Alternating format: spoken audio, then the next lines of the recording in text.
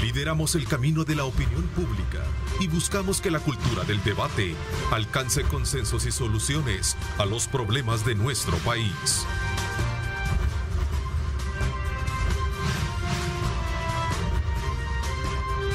Diálogo con Ernesto López.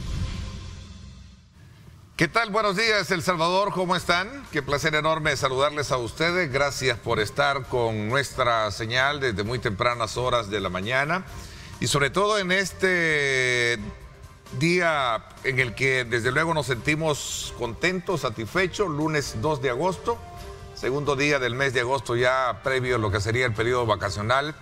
Para muchos, por supuesto, nosotros aquí estamos trabajando, llevándoles a ustedes los pormenores de las actividades que se generan a nivel de noticias y, por supuesto, también temas de análisis como el que este servidor conduce. Esta mañana estará con nosotros el ministro de Salud, Francisco Alavid, dándonos a conocer detalles acerca de la variante más contagiosa del COVID-19 que ya está en El Salvador. Y es precisamente la variante Delta, que es una advertencia de que el virus está evolucionando, pero también es una llamada a la acción, de acuerdo a lo que decíamos y escuchábamos del mismo funcionario, quien a raíz del reporte de 16 muertes a causa del virus solo el pasado viernes 30 de julio, no deja de preocupar precisamente cómo está esta situación. Dentro de la variante de preocupación está la Delta porque cambia de facilidad en la transmisión, según lo expresaba, y ese es un elemento importante que vamos a aprovechar. Ya está con nosotros acá el ministro, vamos a pasarlo para que nos acompañe precisamente acá en el programa y nos pueda dar sus puntos de vista y sobre todo también los pormenores acerca de esta variante que, de acuerdo a la información, los síntomas con los que se presenta: dolor de cabeza, malestar de garganta, fiebre y secreción nasal, entre otros síntomas. Cabe destacar también que de acuerdo a la información que se maneja, el presidente de la República, por cierto, lo dijo, que el primer caso con este linaje del coronavirus se detectó dentro de la comunidad, por lo que es evidente que la variante Delta debe de tener varios días de estar circulando en nuestro país. Este es el elemento por el cual, desde luego, hay que ponerle muchísima atención. Ahí está el primer caso confirmado, no viene del extranjero, decía, por lo que es evidente que la variante Delta debe de tener varios días de circulación comunitaria en nuestro país. Ministro, gracias por acompañarnos.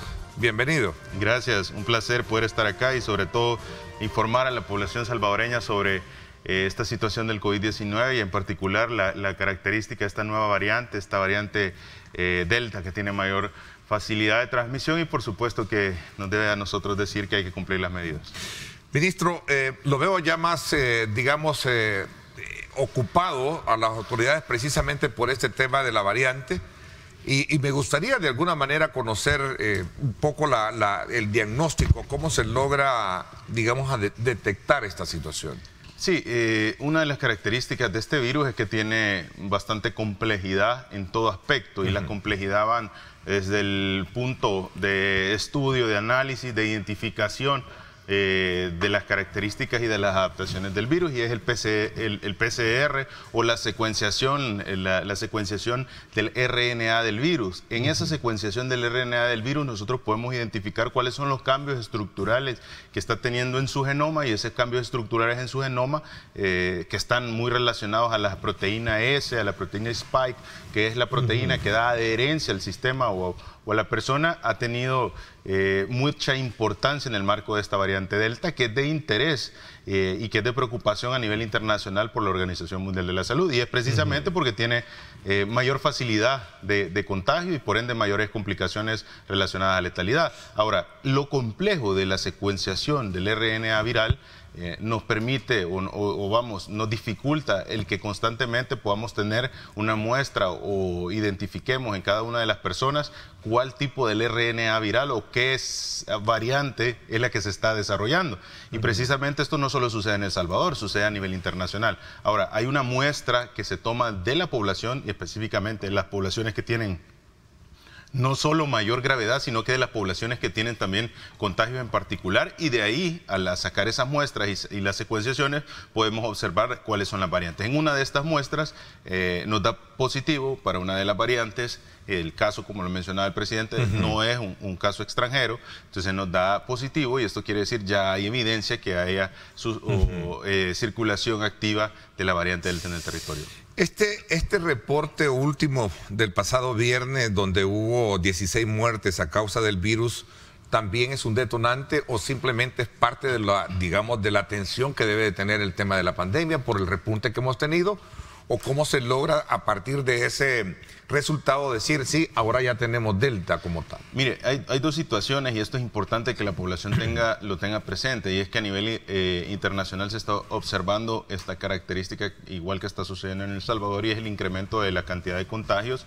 No solo el incremento de la cantidad de contagios, sino que el incremento de las situaciones adversas ante el COVID-19. Y es partiendo que precisamente entre mayor transmisión hay, por supuesto, mayor caso de complicaciones, de enfermedad grave y de letalidades van a existir. Ahora, ¿qué debemos tomar en cuenta con esto? Es el hecho de que hay que redoblar los esfuerzos. Y no solo estamos observando a nivel internacional el incremento de la cantidad de los casos y de las complicaciones, sino que estamos observando también incremento en las dinámicas poblacionales, estamos observando disminución de los cumplimientos de los protocolos de bioseguridad, estamos observando inequidad en la distribución de los biológicos en las estrategias de vacunación, estamos observando una situación bastante complicada a nivel internacional que predispone a que la evolución del COVID-19 siga esta tendencia, siga en este incremento. Ahora, El Salvador está tomando sus medidas. Varias de las medidas que están descritas a nivel internacional, que son la consecuencia o que son el por qué parte esta situación a nivel internacional, están cubiertas. Primero, El Salvador tiene una cantidad de biológico necesaria para poder proteger a la población. Y es que en la variante Delta, lo más importante que la población debe saber, que la única medida 100% eficaz para poder estar de alguna manera protegidos ante esta nueva variante es estar vacunado.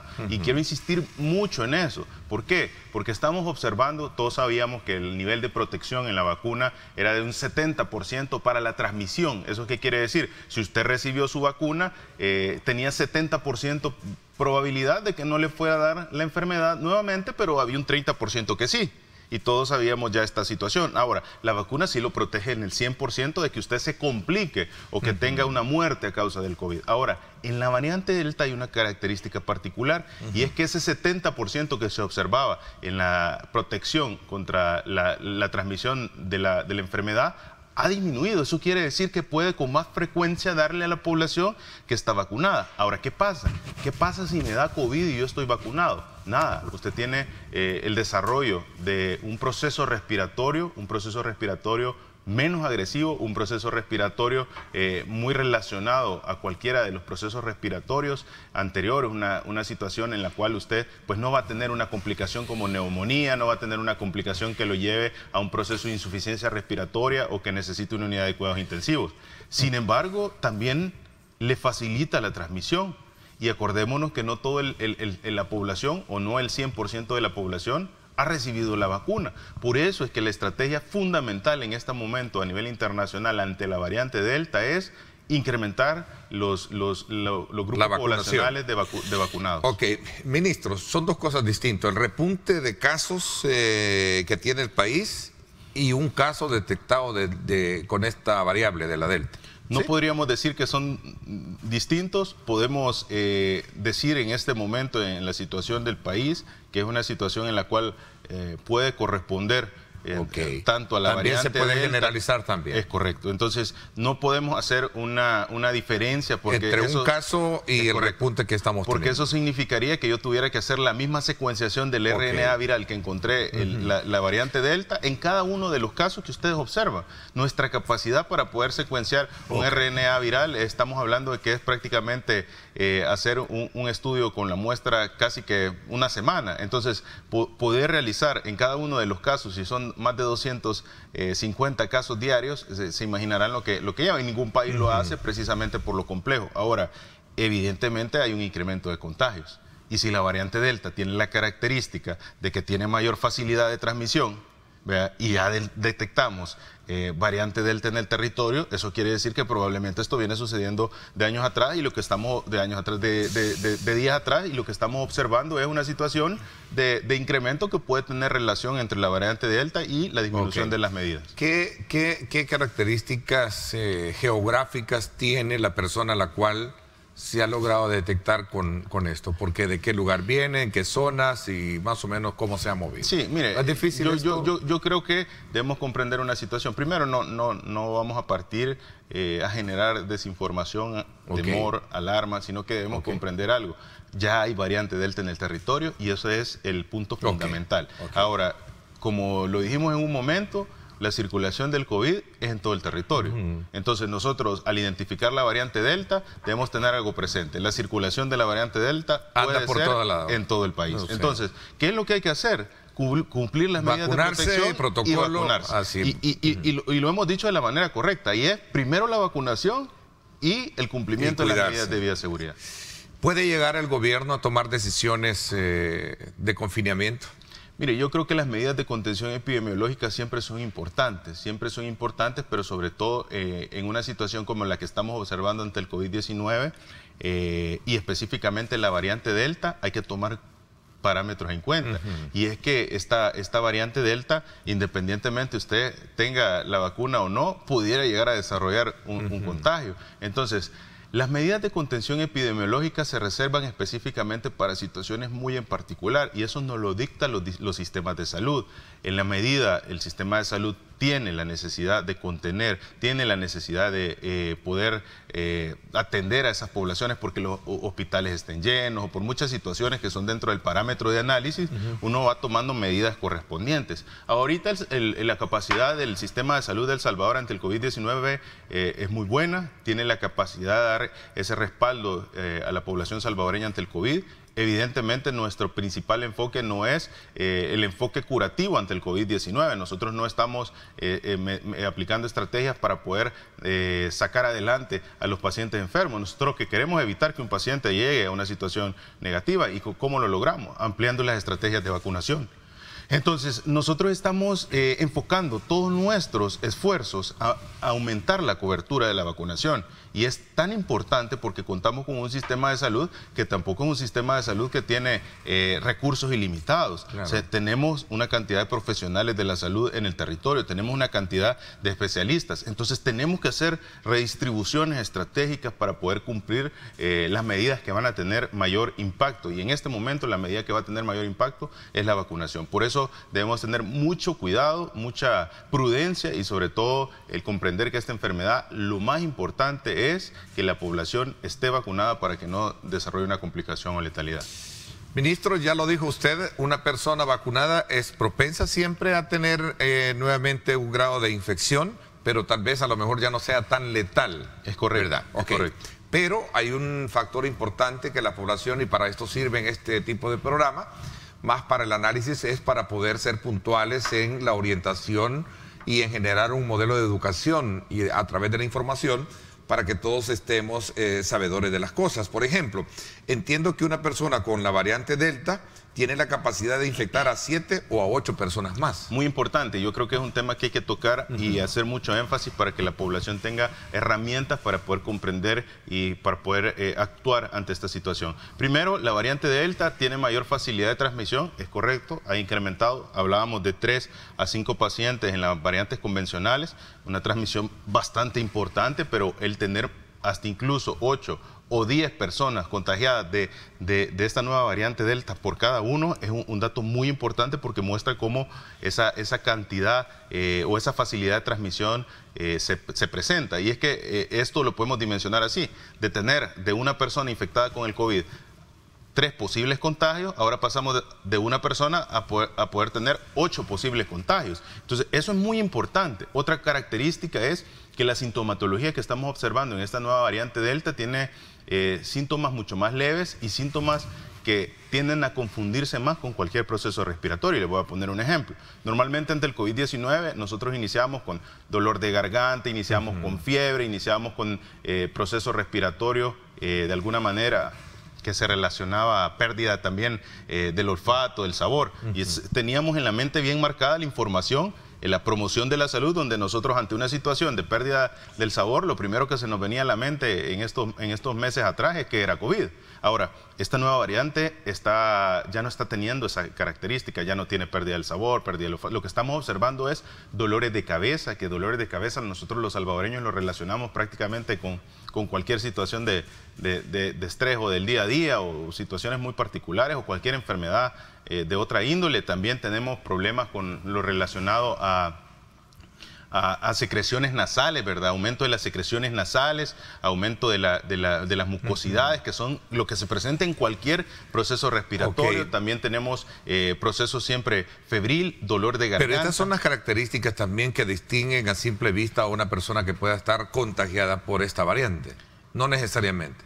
Correcto. Lo que pasa es que lo que quiero llegar es que estos síntomas que menciono, que son la característica de la variante Delta, son síntomas que podría ser cualquier gripe. O sea, se podrían confundir y decir que es algo común que yo puedo tener. Y ahí es donde se puede atener la persona y no buscar el auxilio pertinente. Y no solo no buscar el auxilio pertinente, sino que también no cumplir las medidas de bioseguridad y no verle la seriedad. Y esto conlleva a que una persona consulte cuando ya está en un proceso respiratorio muy importante. Entonces, debemos comprender, y ustedes los tienen en pantalla, dolor muscular, diarrea, cansancio, vómitos, dolor de cabeza, dolor de garganta, congestión nasal. Muy importante el dolor de cabeza, secreciones nasales, tos, y una tos que es bastante duradera, y es importante el tener presente. Entonces, dolor de cabeza, acordémonos, ante la sintomatología, dolor de cabeza, secreciones nasales, tos que perdura por bastante tiempo, eventos de fiebre, nosotros primero que tenemos que descartar es que se trate de una situación de COVID-19, porque son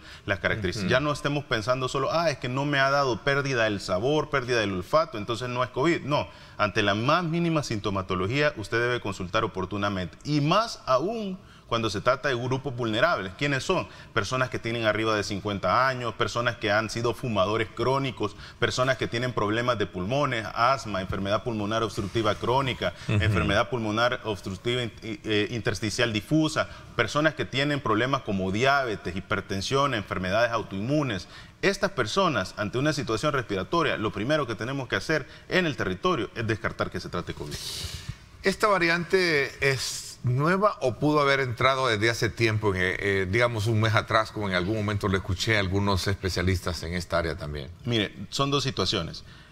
Primero, no es una variante nueva a nivel internacional. Claro, porque ha dado allá. Ya viene desde el año pasado. Muy de acuerdo. Es una variante que viene de otras regiones y para las cuales El Salvador tomó medidas. ¿Cuáles fueron esas medidas? Las medidas fueron retrasar la llegada del virus, y eso lo retrasamos pidiendo una prueba de PCR. Ahora, ¿qué debemos de hacer también? Debemos de ver importante el tomar las medidas correspondientes para protegernos, las medidas correspondientes, asistir a vacunarnos. Esa es la información, esa es la recomendación más oportuna, y sobre todo esa es la medida que va a permitir a los salvadoreños tener las defensas necesarias. Independientemente que entró o haya entrado, cuando haya entrado, lo importante es estar vacunado. Lo decía el ministro de Gobernación, por cierto, en una declaración a Diario El Mundo decía: es importante que las personas que asistan a un evento privado lleven las dos vacunas. Y este otro elemento es importante hoy que estamos entrando en vacaciones, ministro. Sí, yo creo que es importante el hecho de que estemos protegidos, pero más aún es el hecho de que de alguna manera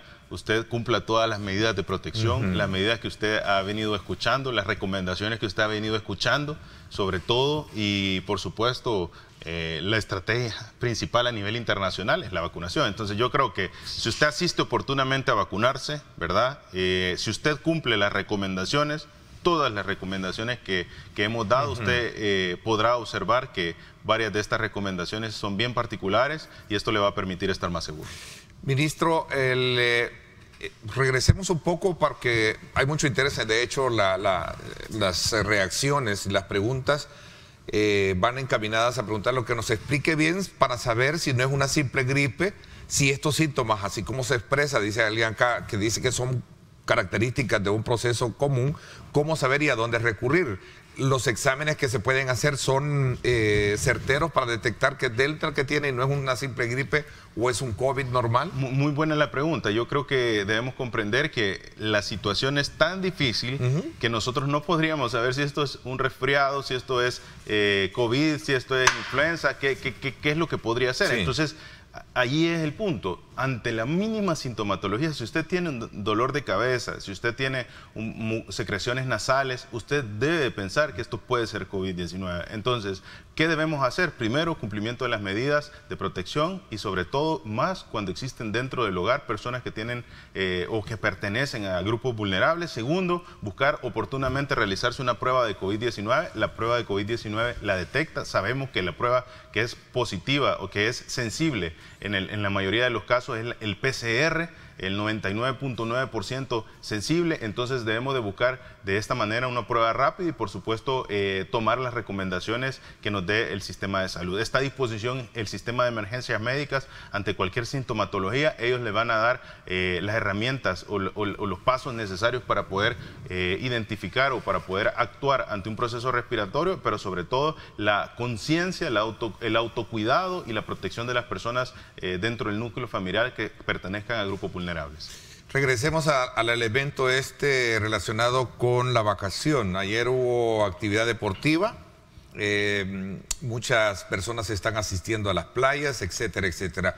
¿Cuál es el plan que se tiene para de alguna manera, aunque esto yo siempre lo he dicho y en el afán de como medio de comunicación, como periodista, nos toca también jugar ese papel de orientador, de formador, para decirles de que la responsabilidad no también solo hay que dejársela a papá gobierno, es responsabilidad de nosotros también en su momento ser responsable a la hora de poder actuar en cualquier tipo de situaciones. Si yo sé que hay un lugar donde no se están llevando a cabo las medidas de higiene pertinentes, lo que hago es o no llegar, irme, o denunciarlo también, porque yo creo que hay que denunciar, porque ahí está el tema al que quería llegar, ¿no? Sí, correcto, esas son las opciones principales. Yo creo que un muy buen planteamiento. Esto es un trabajo en equipo, esto no solo depende del sistema de salud, no solo depende del Ministerio de Salud o del gobierno, la contención epidemiológica ante el COVID-19, sino que depende de un trabajo en equipo y esos participantes del trabajo en equipo es pues la población salvadoreña, cada uno de todos los salvadoreños que se encuentran con posibilidad de tener una complicación, el sistema de salud, ¿verdad? Y por supuesto todo el equipo del presidente Bukele que está dándonos las herramientas necesarias para poder ganarle la batalla. Pero también depende de diferentes sectores y que esos sectores se sumen a contribuir con las medidas y las recomendaciones internacionales que nosotros podemos observar. Si ustedes ven las noticias internacionales van a ver en reiteradas ocasiones que las recomendaciones de otros países, Estados Unidos, Reino Unido, Israel, siempre van a ser recomendaciones similares a las que nosotros estamos teniendo. Yo le pido a la población salvadoreña que en este momento, en este periodo usual de vacaciones que hemos tenido, en el momento de la pandemia, no es un momento prudente para arriesgarse, no es un momento prudente para que usted pudiera llegar a tener una afectación ante el COVID. Por favor, cumpla las medidas de bioprotección, no se exponga si no es necesario. Las actividades no esenciales podemos desempeñarlas luego en un futuro cuando esta pandemia ya no genere esos efectos adversos y de esta manera usted va a poder disfrutar posteriormente con su familia. Y sobre todo, yo insisto, vamos a este periodo vacacional, se acostumbra desde luego llevar a cabo diferentes actividades en la playa, algunos carnavales, lo que sea, pero todo eso, entiendo, está prohibido, ¿verdad? Y contemplado ya dentro de lo que fue el decreto que se aprobó. Por consecuencia, eso no debería desarrollarse. Es bien importante también hacer hincapié en eso. Es importante, ya está la ley, está ese decreto, el artículo 1 es bien preciso. También debemos comprender que existe un interés nacional en la estrategia de vacunación y es que de la mano tan importante es el cuidado como tan importante es la vacunación. Y esto es muy clave. De nada sirve que todos tomen las medidas, que cumplan las recomendaciones, si la población no asiste a vacunarse. La principal estrategia debe ser la vacunación y consecuentemente vamos a observar disminución. Pero si nosotros cumplimos medidas y imprudentemente alguien no recibe su vacuna o de alguna manera, habiendo esa posibilidad de tener el biológico, no se protege, lo que puede ser es incremento en la cantidad de complicaciones relacionadas al COVID-19. Buena noticia, hoy comienza la vacunación para los niños de 12 años. Es correcto. Hablamos de eso y le toca a mi hijo, por cierto. Hay un espacio de pruebas PCR en El Salvador del Mundo, de ahí viene, ¿verdad, ministro? Venimos del megacentro, pero sí. Pero sí, está también, y esto es para, hablamos de esto un poquito, para cuando regresemos me voy a la pausa. Vamos a, desde luego, a conocer cómo está el tráfico a esta hora de la mañana. Recuerde usted, no le ponga límites a su motor, póngale Tecron. Texaco con Tecron, libera tu potencial. Alcanza lo que creías imposible. No le pongas límites a tu motor. Ponle Tecron. Texaco con Tecron. Libera tu potencial. Vámonos entonces hablando de El Salvador del Mundo. Ahí está el aparcamiento de varios vehículos. Desde luego ahí están las cabinas móviles, ¿verdad? Correcto. Nosotros estamos observando ahí. Ahí está, miren el acercamiento, ¿eh? Correcto. En vivo. Correcto, y es precisamente que en las zonas más densamente pobladas, la población va a tener la necesidad ante la sintomatología respiratoria de poder realizarse una prueba. Entonces, por favor, le pedimos a la población, si usted tiene los mínimos síntomas, están a disposición las cabinas en El Salvador del Mundo y de esta manera usted puede tamizarse e identificar si se trata o no del COVID-19. Y gracias a Texaco con Tecron, ahí está también información del tráfico. Está fluido a esta hora de la mañana. Mire qué precioso el baño de sol que recibe la rotonda y por supuesto la información que tenemos a esta hora de la mañana. Recuerde usted, este es el reporte de tráfico por cortesía de Texaco con Tecron. Alcanza lo que creías imposible. No le pongas límites a tu motor. Ponle Tecron. Texaco con Tecron. Libera tu potencial.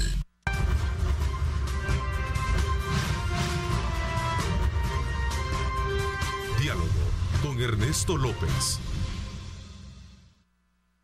Hemos iniciado el trabajo esta semana precisamente con la presencia del ministro de Salud, Francisco Alaví, a manera de que podamos tener de primera mano toda la información y despejar todas aquellas dudas que usted nos está haciendo a través de nuestros mensajes. Que bueno, participe porque necesitamos que aprovechar la presencia de él para despejar todas esas dudas.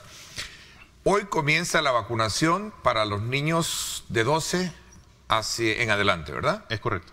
Cuéntenos un poco, ¿qué tipo de vacunas son las que, porque los padres de familia, les decía a Extra Cámara, mi hijo va hoy, ¿verdad? Paolo Ernesto tiene 12 años. Me he quedado con la duda qué vacuna le van a poner y todo eso. Tal vez un poco para orientarnos sobre esa parte informativa. Sí, definitivamente hoy iniciamos con los adultos, con los niños arriba de 12 años. Importante eso porque muestra esa capacidad del sistema de salud. Nadie puede iniciar una vacunación si no cuenta con el biológico necesario, claro. y eso es clave. Ahora, ¿de qué parte de que se apliquen estrategias? Parte de las recomendaciones, y estas recomendaciones surgen de estudios. Sabemos que a nivel internacional hay una carrera muy importante, no solo por la formulación de vacunas, no solo por la contención epidemiológica, sino que por encontrar evidencia que respalde el utilizar o no estrategias. Y partiendo de eso, no todas las farmacéuticas tienen esa facilidad de ampliar los estudios y por ende no todas las farmacéuticas van a ir consolidando esa información o ese sustento de recomendación de manera rápida. ¿A qué quiero llegar con esto? Es muy importante que comprendamos, están en análisis todas las vacunas, por el momento van a ser aplicadas las vacunas que tienen esas recomendaciones por parte de los fabricantes para poder aplicar a las personas arriba de 12 años. Hay que ser muy prudentes, el personal de salud ya tiene todas las indicaciones correspondientes para que ustedes puedan tener la tranquilidad de que todas las personas de 12 años van a recibir la vacuna de importancia. Ahora, o la vacuna que está recomendada a nivel internacional. Debemos también tener algo muy presente y es el hecho de que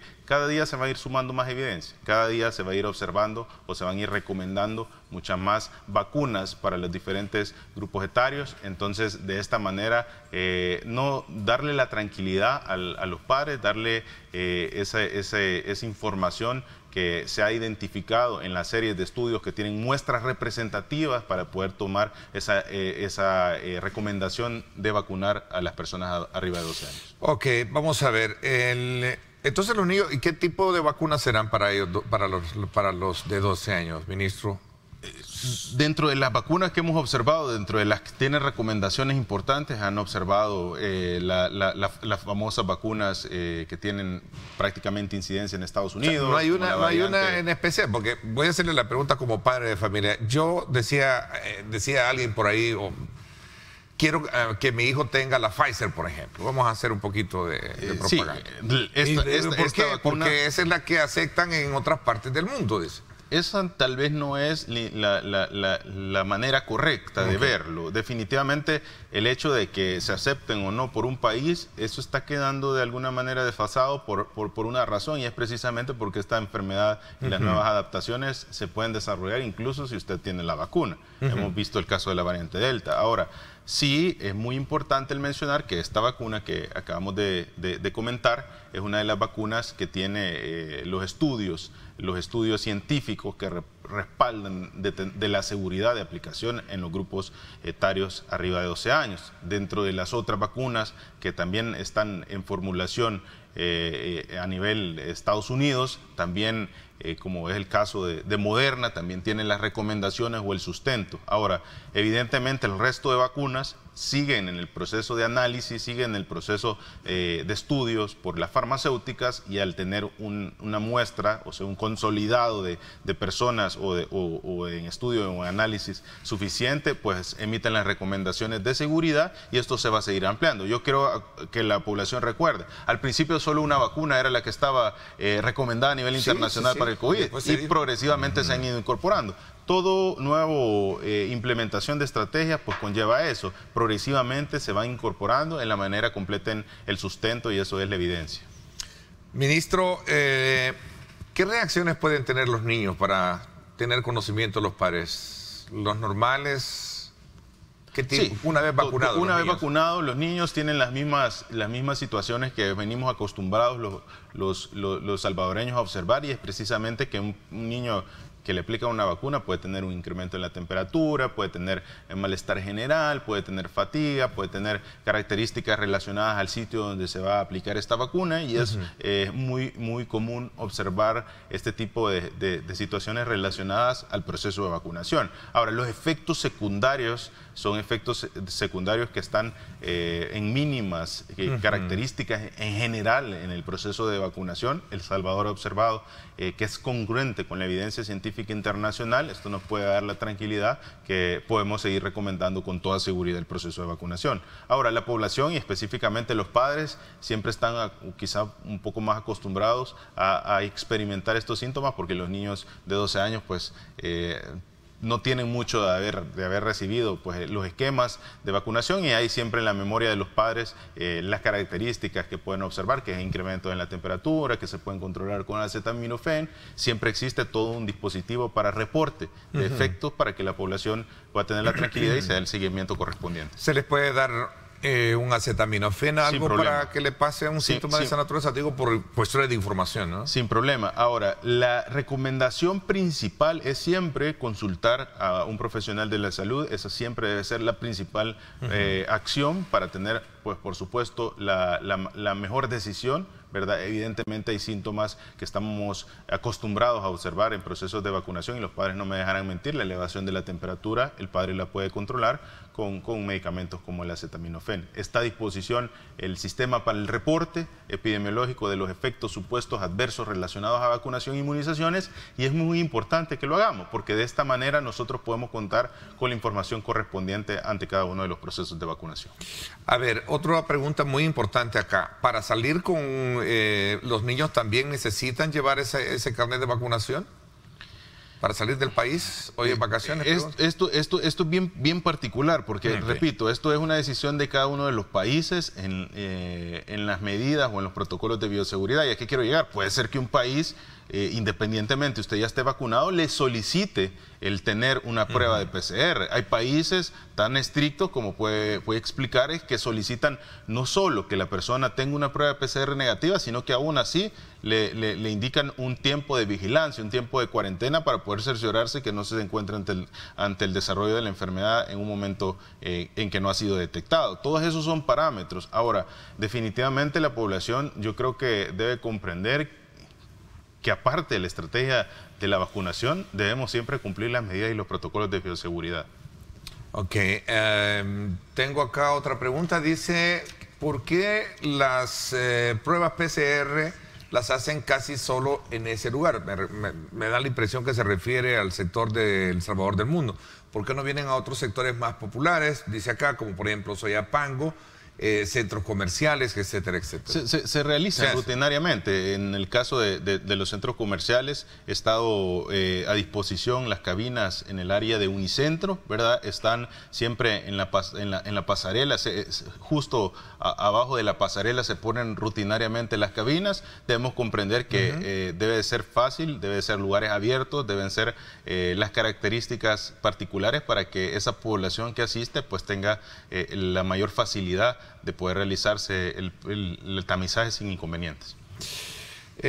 Vamos a ver, la otra pregunta acá es, ¿por qué en Estados Unidos sí existen condiciones de alarma? ¿Podría ser que en El Salvador logremos tener confinamientos? Entiendo que esto ya lo dijo que no, ¿verdad? Por el momento no se habla de tomar medidas drásticas, más allá de las que se han aprobado en el decreto. Es correcto, y quizás habría que ver cuál es la información que se ha obtenido en el caso de Estados Unidos, porque tampoco han tomado medidas de contención o de contención epidemiológica que correspondan a cuarentenas. Siempre hay a disposición bastantes acciones que se pueden tomar, pero en una enfermedad como la variante, como el COVID-19 y su variante Delta, la mayor estrategia es el proceso de vacunación, y eso es lo que tenemos que realizar. Ahora, si ustedes observan, los países que tienen menos efectos negativos ante el COVID-19 siempre son los países que tienen mayor avance en la estrategia de vacunación.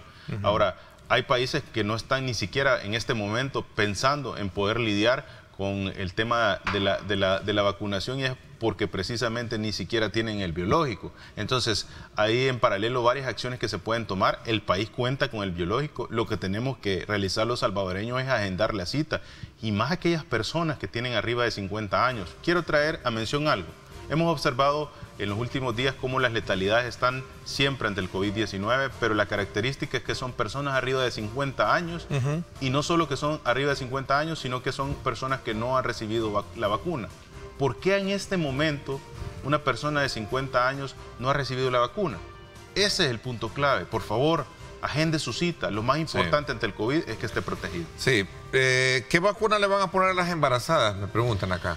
Existe también recomendaciones a nivel internacional muy congruentes con las que ya habíamos platicado. Yo creo que debemos tener presente que se va a aplicar todas las vacunas que tengan la evidencia científica de seguridad ante los diferentes grupos poblacionales. Beatriz Munguía nos dice, ministro, si pueden tener las cabinas 2 días seguidos en El Salvador del Mundo o Metrocentro, pero también recomiendan otro lugar bien frecuentado, que es la Terminal de Oriente. Creo que ahí fluyen muchas personas, ¿no? Vamos a tomarlo en cuenta para poder llevar las cabinas y por supuesto que de esta manera la población tenga acceso. Dicen por acá, por favor pregunten si tendremos cuarentena. Ya dijo que no hay cuarentena estricta. ¿A partir de qué y cuándo? No hay. A lo mejor es un rumor, creo que por ahí circula mucha información. Sí, yo creo que tenemos que tener presente que esto depende de todo el contexto del país. Hay parámetros importantes, y uno de los parámetros importantes es la cantidad hospitalaria o la capacidad hospitalaria. Hay medidas en las cuales sí deben de tomarse situaciones bastante fuertes para el control epidemiológico, pero definitivamente todo esto va a depender de qué tanto cumplamos las medidas, de qué tanto nos cuidemos ante el COVID-19. Nadie quiere llegar a una situación, comprendemos que la situación del COVID ha traído bastantes dificultades para los salvadoreños, pero para salir mucho más rápido, necesitamos vacunarnos y sobre todo necesitamos cumplir las medidas. ¿En qué condiciones está la unidad de cuidados intensivos con el tema de casos, especialmente el hospital de referencia, que es el Hospital El Salvador? ¿Cómo está? En este momento tenemos tenemos la robustez necesaria, la capacidad necesaria para poder atender a las personas ante el COVID-19. El Hospital de El Salvador está manejando un aproximado de 550 casos en promedio en sus instalaciones. Hay capacidad para poder atenderlo, pero evidentemente yo siempre he mencionado, nuestro enfoque no es el enfoque que vamos a tener intervenciones en la parte curativa. Nosotros debemos prevenir que los salvadoreños lleguen a ese estado en el cual requieren tratamiento, y eso es ampliar las estrategias de vacunación, ampliar las medidas, la participación ciudadana en el cumplimiento de los protocolos de bioseguridad, y sobre todo, si no es necesario exponerse, no lo haga. Las decisiones personales, el cumplimiento y la protección de cada uno de las personas del núcleo familiar, quizás es la acción más importante, en combinación, por supuesto, con la vacunación. ¿Puede vacunarse? Mi hija está dando lactancia en este momento. Sin inconveniente, puede vacunarse. Todas las vacunas en el territorio están a disposición y tienen los sustentos necesarios para este grupo poblacional, entonces pueden tener la tranquilidad. Ok, era una pregunta, digo, por el hecho no de mi hija, sino que era una pregunta que hacían ahí. Vamos a ver, aquí hay otra también. Una familiar murió de COVID y ya le habían aplicado 2 veces la dosis. ¿Es normal esto? Debemos comprender que existen varios parámetros, y es precisamente que usted puede tener la dosis, cuánto es el tiempo que ha recibido la dosis, los efectos de inmunogenicidad que da la dosis son incluso 15 días, se completan hasta 15 días después de haber recibido la dosis, que si pudiese existir una persona que tenga una complicación a causa del COVID y ya teniendo las 2 dosis, sí puede existir, porque hay varios parámetros que tenemos que tener en cuenta. Hay personas que apenas desarrollan COVID 4 o 5 días después de haber recibido su vacuna. Entonces, eso es un dato muy, muy importante. Entonces, la población debe de seguirse cuidando. La posibilidad de complicación es mínima. Todos los estudios tienen bastante sustento. Yo creo que es muy importante el que podamos comprender que la estrategia de vacunación debe seguir. Hay parámetros que también no dependen del COVID.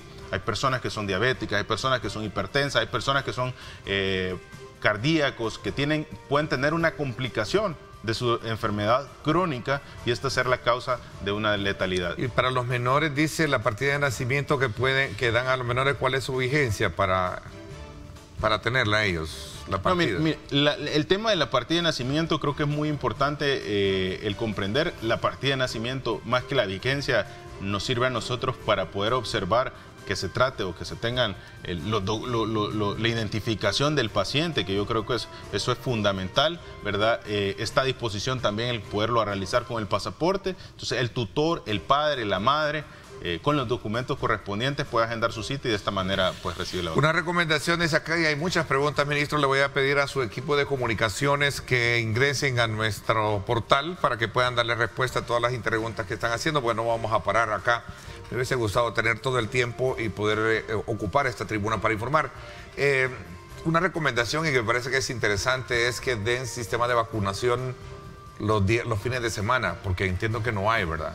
Sí, existe todo un proceso, como repito, que ha venido ya de más de 1 año y medio en la estrategia de vacunación y de contención. Es importante que los profesionales de la salud también puedan tener el tiempo correspondiente para otras actividades, y entonces yo considero que debemos tener la tranquilidad.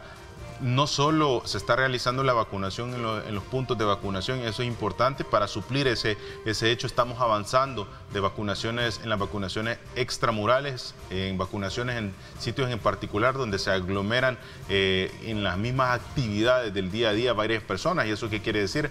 Áreas como, por ejemplo, maquilas, call center, diferentes áreas en las cuales podamos avanzar con todo el grupo poblacional, llegando al punto en particular. Ministro, como siempre, gracias por acompañarnos y darnos esta importante información que orienta a la población, que es muy importante en estos momentos. Muchísimas gracias. Un placer poder estar acá y decirle a la población, no tengamos miedo ante la variante Delta, pero sí cumplamos las medidas, y sobre todo, si usted no se ha vacunado, vaya, agende su cita, reciba la vacuna, y de esta manera va a estar protegido. Gracias, ministro, le agradezco muchísimo. Nos vamos a la pausa. Cuando regresemos, vamos a periodo de vacaciones. ¿Hay dinero? ¿Cuánto ahorrar? ¿Cómo están los precios? Vamos a hablar con Danilo Pérez, director ejecutivo del Centro para la Defensa del Consumidor. Recomendaciones para no gastar mucho, y si se gasta, pues hay que hacerlo con mucha responsabilidad. Vamos a la pausa.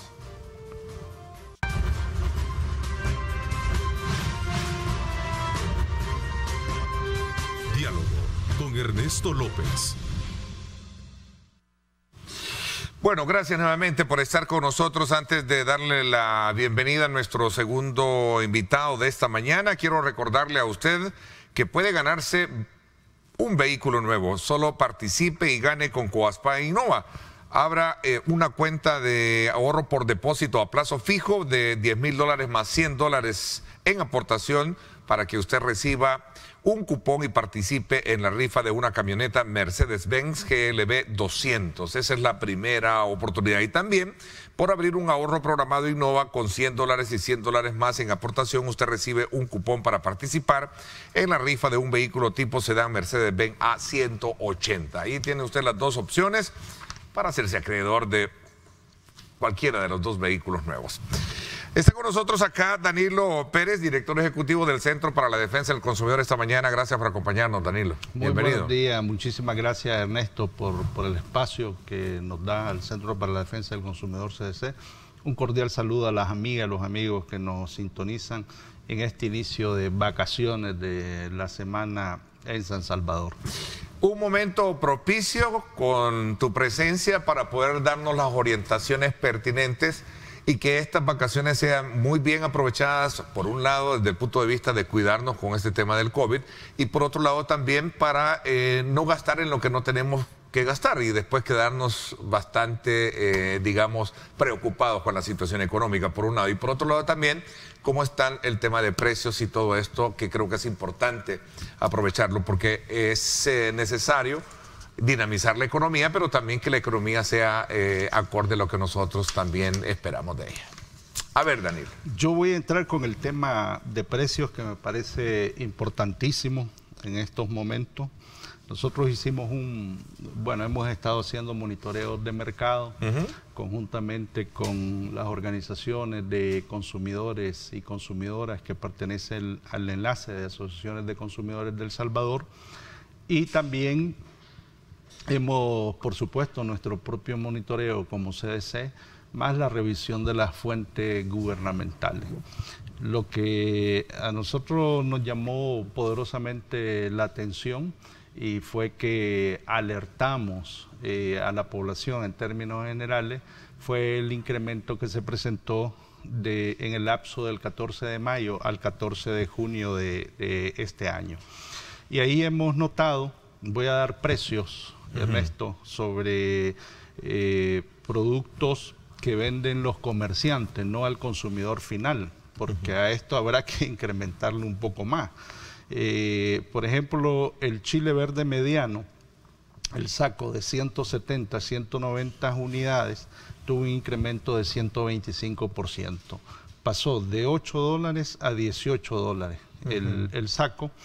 El whisky verde mediano de 50 unidades pasó de $6 a $16, incremento de 166-67%. El caso del tomate de pasta mediana pasó de 5.80 a 12.80, incremento de 120-69%. Igual el tomate de pasta grande, un poco menos el porcentaje, pero ahí hemos ido viendo incremento. De ahí hemos notado incremento en lo que es el huevo grande, el huevo mediano. El primero de 2.50 que estaba en mayo pasó a 3.75 y de 2.33 el mediano pasó a 3.58, 50 y 53% respectivamente de incremento.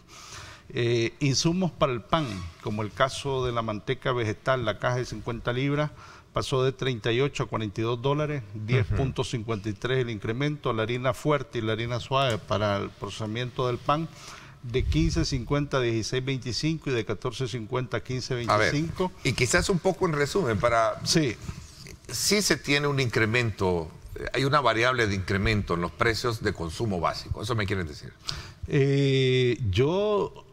Por una parte, recordemos que hay un incremento en precios de productos de la canasta básica alimentaria salvadoreña, la que está compuesta solamente por 22 productos. Que son parte de lo que tú mencionabas. Algunos de estos son parte, porque los productos de la canasta básica alimentaria salvadoreña incluye la leche fluida, el grupo de las mantecas o los aceites, aceite, margarina y manteca vegetal, cebolla, chile verde, tomate, whisky, repollo, papa, plátano, arroz, tortilla, frijoles, huevo, res, cerdo y aves, naranja, guineo, azúcar y pan francés. Paremos de contar, 22 productos.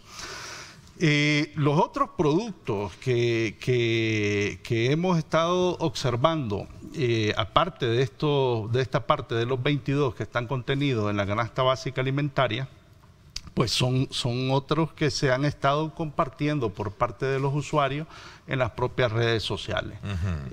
Nada más anoche estaba viendo a usuarios de las redes sociales señalando incrementos hasta en el agua embotellada, ¿va? Todo el tema de la leche, es decir, sabemos que hay incremento en los materiales de construcción, todo se ha incrementado. Y yo creo que esto tiene a la base dos razones, pero una razón que sobre todo está primando tiene que ver en el plano más interno.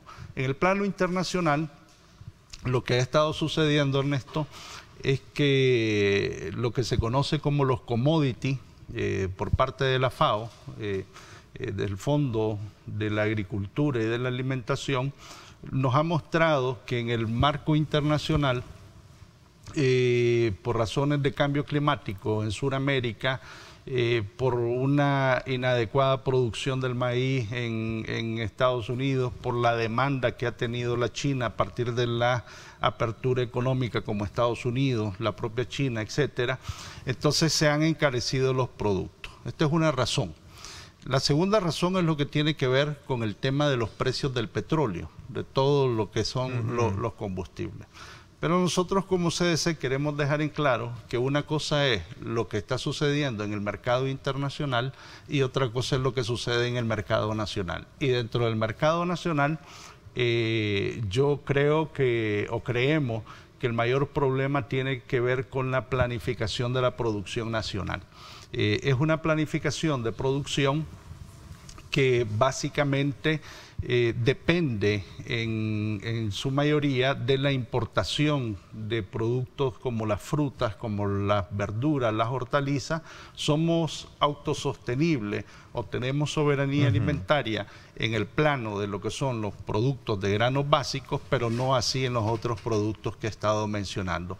Entonces, sin duda alguna, si esta planificación no se realiza de la manera adecuada, pero aparte de la planificación no se generan los recursos necesarios para la producción nacional, vamos a tener las situaciones que estamos observando actualmente con los grandes precios que estamos teniendo. Y de hecho queremos decir que desde hace muchos años El Salvador no ha tenido los precios que tenemos actualmente. A ver, este es un elemento bien importante que nos puede ayudar a comprender mejor el estado en el que puede entrar nuestra economía, digo la economía o presupuesto familiar, perdón, creo que ese es el término correcto, nuestro presupuesto familiar versus la realidad con la que nos enfrentamos en el mercado, para saber el parámetro de inflación con esta subida de precios y así también nosotros ser meticulosos si queremos verlo o buscar mejores ofertas en el mercado, ¿cierto? Porque si no, de lo contrario, vamos a caer siempre en el tema de déficit. Me piden una pausa, regreso un poco para que ampliemos más sobre este tema y que podemos esperar también en este periodo de vacaciones con relación al consumo. Porque, para esta vacación tenemos servicios, el área de servicios se incrementa, ¿verdad? Y queremos saber cómo, desde la perspectiva de ustedes, están observando este panorama. Vámonos, 7:35, gracias por estar con nosotros.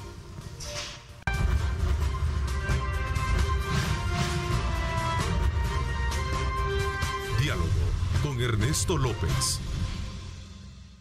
Gracias nuevamente por estar con nosotros ya en esta semana que huele mucho a playa, montaña, río, pueblos vivos, etcétera, etcétera, ¿verdad? Qué bueno, pero al son de la famosa canción, lo voy a ver así un poco, Danilo, perdóname la informalidad, pero yo creo que es bueno verlo así. Al son de decir vamos a la playa, viene el descontento cuando tú te encuentras precios de temporada que están elevados precisamente por, como su mismo nombre lo indica, por la temporada de vacaciones. Sí, yo creo que en este tema, bueno, decir que estamos en una economía de libre mercado, desde la Constitución de la República de El Salvador. Sin embargo, yo creo que de una u otra manera hay que ser solidario con la población, con la ciudadanía. Ernesto me estaba comentando en esta pausa de que vinieron unos turistas y donde fueron se incrementó un cobro. El dueño o la dueña de ese establecimiento puede o de restaurante o de hotel, creo que era un hotel, puede incrementar un precio.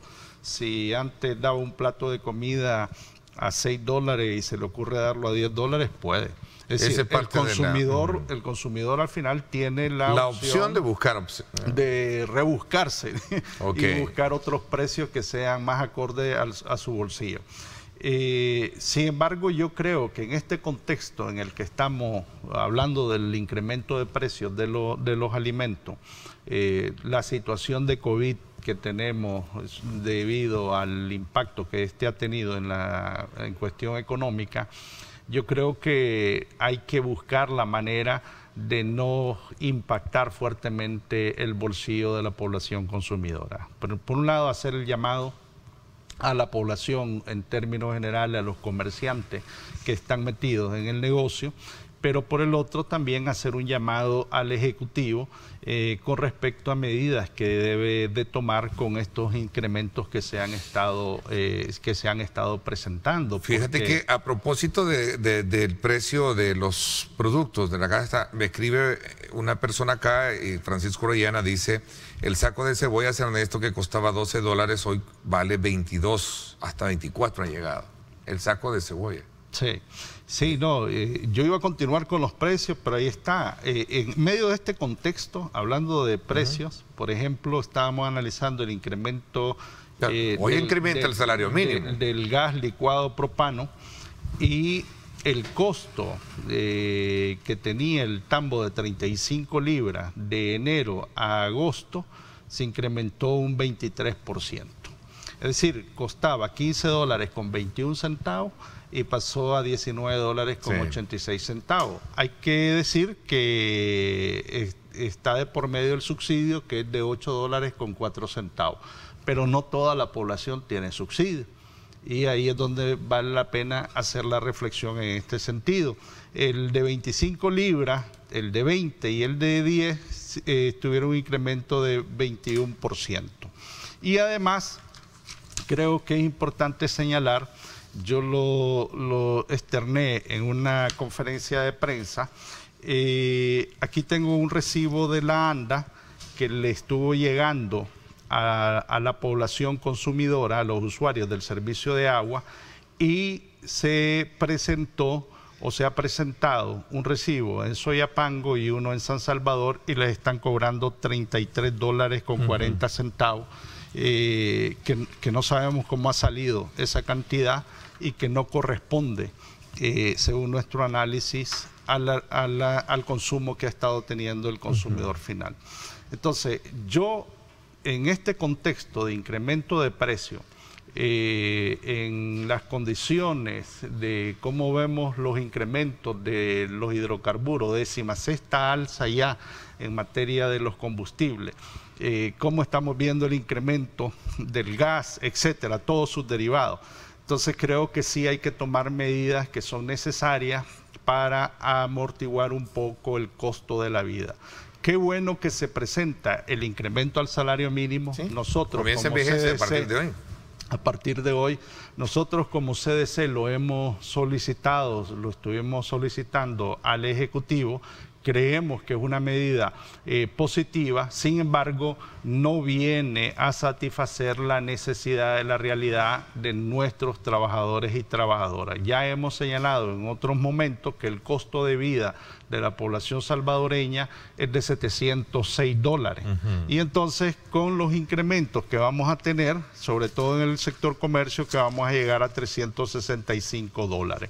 Entonces, como decía, en un contexto de impacto de COVID en razones de carácter económico, que se generaron condiciones de desempleo. Ahí estaba leyendo la nota que estaban pasando ahorita en el canal, donde los comerciantes están diciendo que no recuperan ni el 40% en sus ventas. Entonces, en esta temporada. Entonces, ¿qué es lo que sucede? Que ahí es donde creo yo que es importante que el gobierno tome otro tipo de medidas en razón de la situación económica que está viviendo la población salvadoreña. Y hemos hecho propuestas encaminadas a que vayan a ayudar, sobre todo, a aliviar el bolsillo de determinados sectores y segmentos. En este sentido, quiero decir, acaba de salir la encuesta de hogares y propósitos múltiples, la del año pasado, y se muestra que el incremento de la pobreza no fue tan alto en el país. ¿Es positivo? Sí, es positivo que no haya sido tan alto el incremento, pero ojo, la medición de pobreza que normalmente se hace en este país es comparar el salario mínimo con respecto al costo de la canasta básica alimentaria. Y ahí también hemos señalado en otras ocasiones que eso es llamarnos a engaño, es bastante superfluo, porque es comparar, digamos ahorita, los $300 con lo que cuesta la canasta básica alimentaria que contiene los 22 productos. Por tanto, me parece que es conveniente tomar medidas que vayan encaminadas a ayudar a la población, como la siguiente, y nosotros las hemos estado anunciando. En el tema de alimentos, a nosotros sí nos parece fundamental crear un mecanismo de comercialización para acercar la producción local al consumidor final. El mayor problema que nos encontramos, o uno de los mayores problemas que nos encontramos en el mercado, es todo el tema de la cadena de comercialización. Y eso todos lo hemos estudiado, todos lo sabemos, pero no se hace nada sobre ese tema, Ernesto, y nos parece que sí hay que hacerlo. Y nos parece fundamental en materia de alimentos el poder realizar las compras locales, el que el Ejecutivo realice compras locales de granos, de semillas, a los pequeños productores y productoras en el ámbito nacional, porque también esto afecta el bolsillo de los productores y productoras, y hemos propuesto además eliminar el IVA a productos esenciales de la canasta básica alimentaria, entre otras medidas, Ernesto. A ver, tengo acá una pregunta que me parece que es interesante. Si en este caso el incremento o el alza al salario mínimo va de alguna manera a generar un impacto mayor de lo que se está diciendo en este momento en la entrevista, pregunta un televidente. Voy a hacer una pausa y regresamos, 7:47. Gracias por estar con nosotros.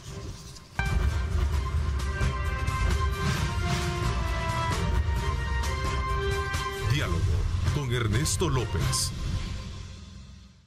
Gracias nuevamente por estar con nosotros. Voy a hilvanar y voy a agregarle otra pregunta a lo que habíamos planteado anteriormente. Si a partir de esta lectura que tú nos dabas sobre el tema de precios, podría también tener un mayor impacto la vigencia del salario mínimo que entra a partir de este mes de agosto. Por un lado. Por otro lado, también no deja de preguntarse uno si realmente, como lo dijo el director de la Cámara de Comercio, que todavía no estaba muy claro la entrega de los subsidios para que estos llegaran a tiempo y pudiesen de alguna manera generar menos impacto dentro de lo que podría ser al final el empresario termina trasladando eso. Y hay un tercer elemento que quizás se lo voy a sumar, que es el tema de la supervisión de precios que debe y le corresponde en este caso a la Defensoría del Consumidor.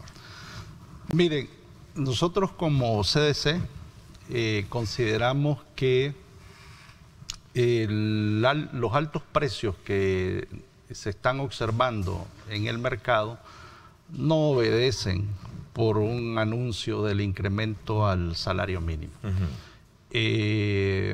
Obedece precisamente a los factores y condicionamientos externos que ya mencioné, la demanda internacional de determinados productos a partir de la dinamización económica de la China, de Estados Unidos, y por el otro lado, a los altos precios del petróleo. De hecho, antes de mayo, ahí por marzo, abril inclusive, los medios de comunicación nacionales estaban señalando de que en mercados, en las plazas públicas, en mercados, se estaban perdiendo los productos porque la gente no estaba comprando. Y no estaban comprando, y nosotros como CDC estábamos observando y nos empezó a preocupar que se debía en parte al impacto económico que estaba teniendo el consumidor debido a las situaciones de la problemática de COVID, ¿verdad? Y todo el impacto económico que esto ha generado tanto en El Salvador como en el mundo. Entonces, ¿qué sucede? Que los consumidores dejaron de comprar, pero ya venía la presión del alza de los combustibles. Ojo, ya estamos en la 16ª, ¿va? Y esa alza no estaba siendo trasladado de parte de los transportistas a los comerciantes, porque la demanda había disminuido. Ahora sí la han trasladado, y la han trasladado fuertemente. ¿Y quién no la va a trasladar? Va? Si estamos viendo, estoy mencionando incremento del gas licuado. Hemos visto inclusive el anuncio del incremento a la energía eléctrica, donde en el caso de CAES, para los consumidores de 0 a 99 kilovatios hora, se incrementó en 7% la tarifa, CLESA 8%, EEO 8% y DEUSEN 9%. Me refiero a la tarifa final. Y los consumidores de 100 a 199 se incrementó en CAES 5%, en CLESA 6%, en EEO 6% y en DEUSEN 6%. Es decir, todo lo que estamos viendo es incremento.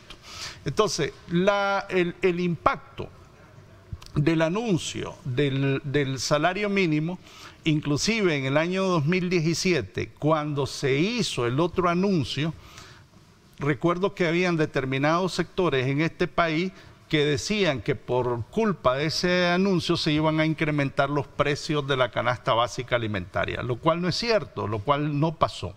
Como digo, se debe a razones de carácter externo, pero también a razones de carácter interno, ¿ah?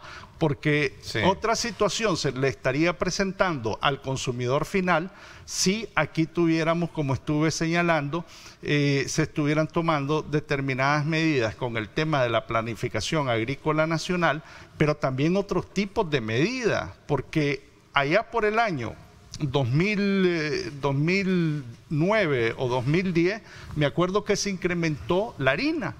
¿Y qué le propusimos nosotros al Ministerio de Economía en ese entonces?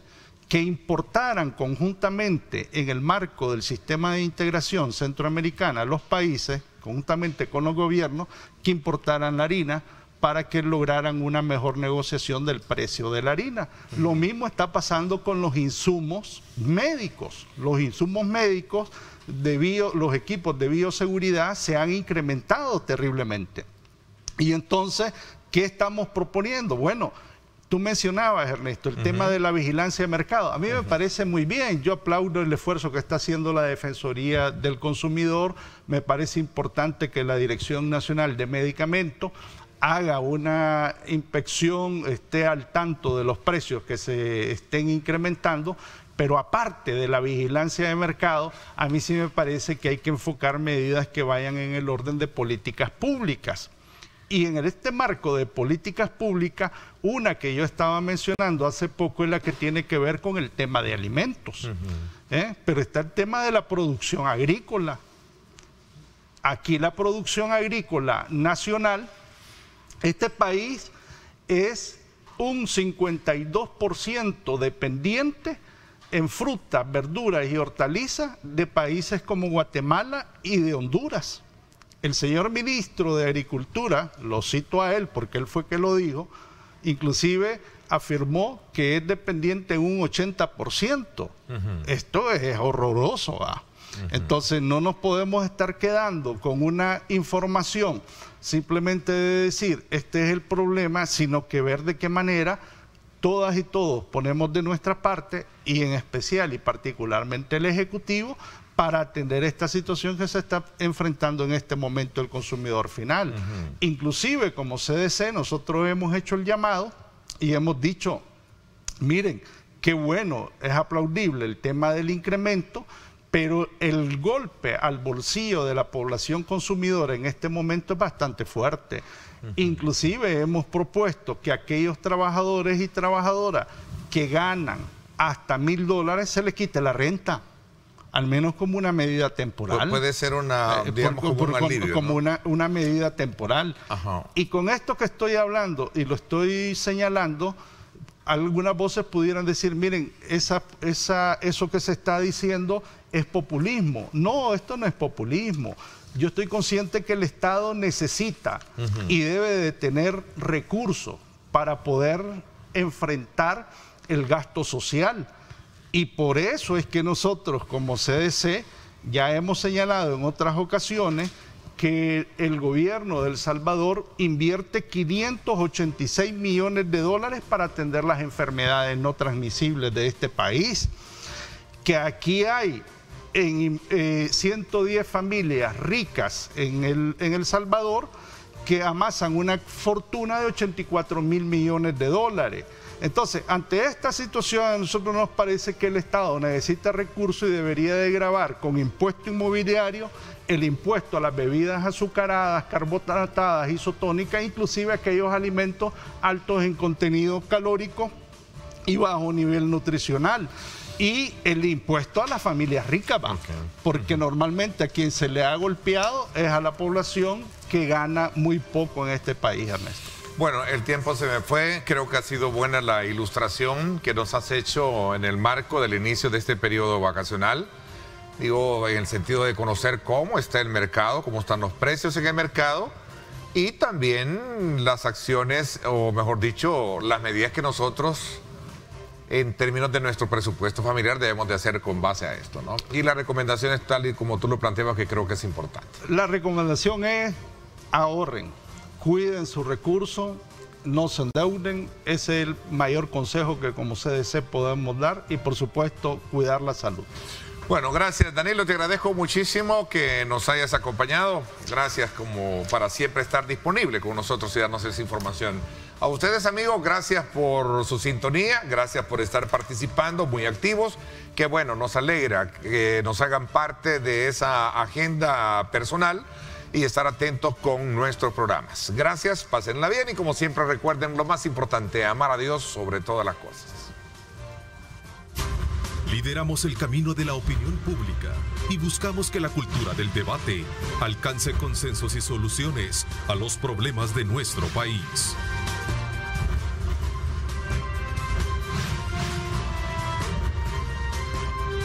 Diálogo con Ernesto López.